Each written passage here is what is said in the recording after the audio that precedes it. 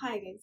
Today we are going to talk about something very important, something we notice almost every other day, but we don't really talk about it that much. It is how differently we treat someone who is struggling physically versus someone who is struggling mentally. And honestly, sometimes we don't even take our own inner struggle seriously because they don't look that dramatic from the outside. Let's say, for example, someone's arm is in a sling, or they have a fracture, or someone is limping. Everyone comes to their help. Everyone rushes to them, like, don't move, take some water, rest, I can carry your bags, and everything like that. But what about someone whose inner peace is collapsing? No one comes to them. They have to go to someone and explain the whole thesis, like, you have to explain your feelings, your moods, your emotional history and everything. And sometimes the response we get is just snap out of it. Well, thank you, Dr. Strange. How do I snap out of it? How do we snap out of something that doesn't even physically exist? Let's say if your back hurts and it is acceptable to sit down at that time, you are tired, you need rest, we understand. But what if your thoughts are overcrowded? Sitting down at that time becomes suspicious. Everyone comes at you like, you're looking fine, why do you not speak, why are you so quiet, why are you not participating? Because I am tired, and I am tired in a way that coffee or sleep or a motivational quote cannot fix.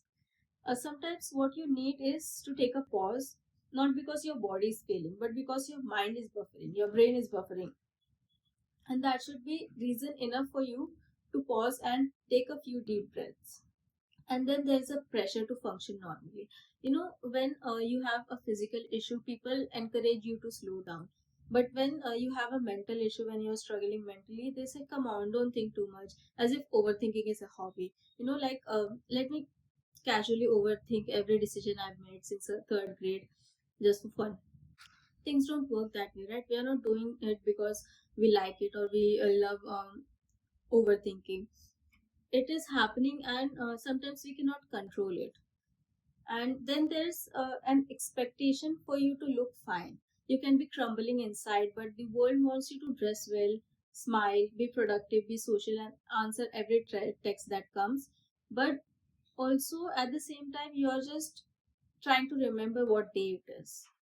The big difference that no one really talks about is the inconsistency. Our body, when it is physically injured, it follows a timeline. It is injured and then it starts recovering, it starts healing, and tablets and physiotherapy, whatever. But people don't understand what about the internal struggle. They don't have a specific timeline. You can be okay in a minute, and after an hour, you are not okay. So sometimes you don't even know why you are not okay. Your brain just presses a mystery button that says, I'm overwhelmed now, deal with it. So try explaining that to someone. I'm not feeling great right now. Do you know what response you'll get? But you were laughing an hour ago. Yes, I was laughing. Now my emotional network has disconnected. I cannot laugh anymore and I'm overwhelmed, which is just.